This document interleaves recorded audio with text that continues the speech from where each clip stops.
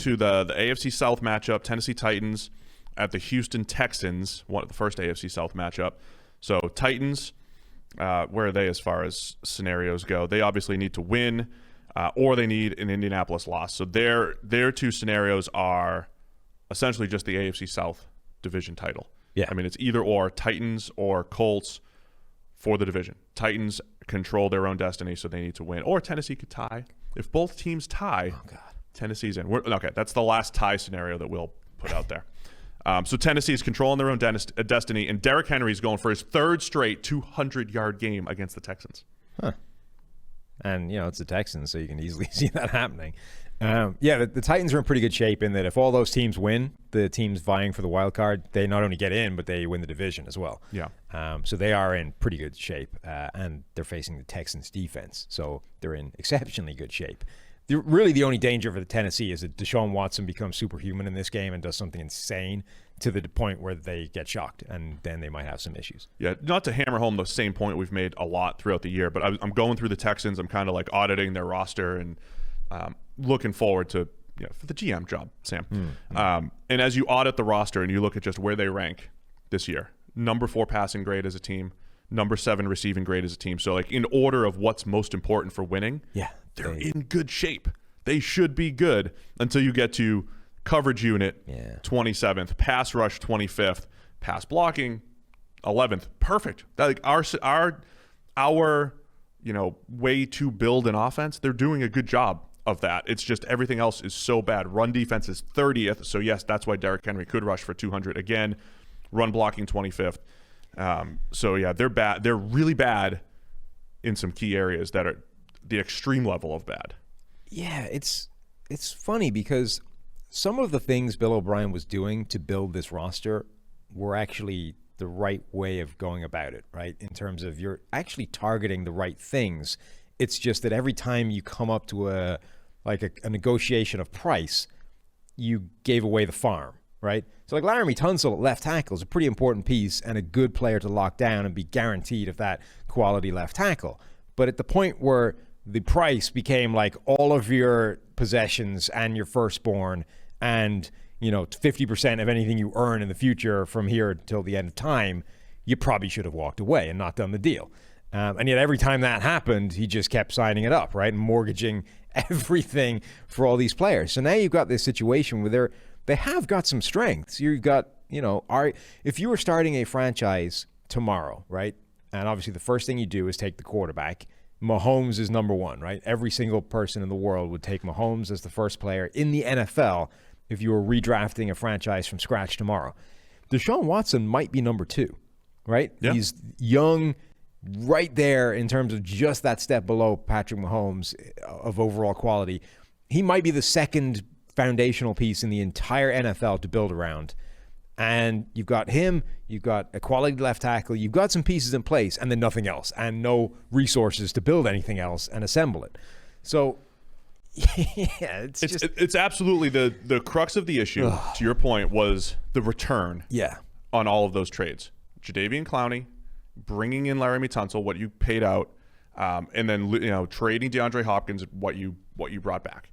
If they got rid of Clowney and got rid of Hopkins and got first rounders or got it's like they just got higher hosed round on picks every single negotiation, right. In both directions, or didn't accept David Johnson, right, and instead got something else of value, right. If they had done that, all these other pieces on the roster would have been better.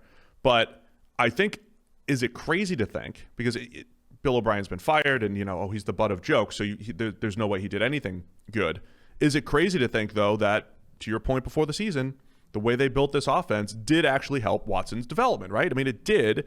The way they built the offensive line the last couple of years and improved it, and the way they spread the wealth from a playmaker standpoint, instead of just focusing on one guy, like those steps were good. The problem is they had no resources to do anything else. Well, also, we tend to think in terms of making a guy's life easier is better for his development, right? And particularly with quarterbacks. And we've made this point as well. It's not that it's wrong. The idea that if you surround a guy with better supporting cast, he becomes better. He plays better, right? Because wide receivers that are open all the time are easier to throw to than wide receivers that are not.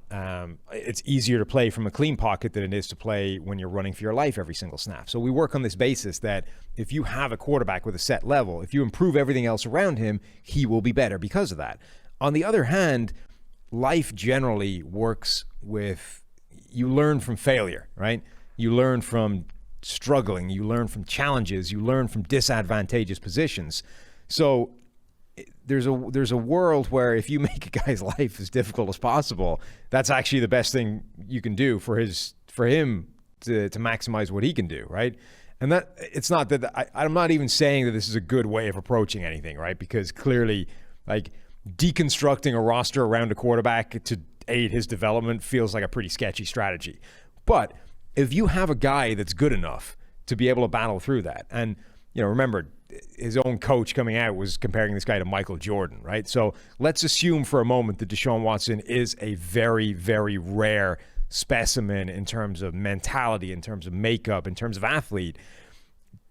Removing all of the help around him and sort of enforcing him to do everything by himself might have actually catapulted this guy's development into a completely different stratosphere. Now, if you reassemble everything around him and you do what you should have done in the first place in terms of build around any general quarterback, like, dude, Deshaun Watson could be Patrick Mahomes level special if you then give him the stuff that Patrick Mahomes has to work with, in part because of how badly you screwed him in the first place. Yeah, there's so much. I mean, it's Watson's best season. I think people need to acknowledge that. Don't look just at the record.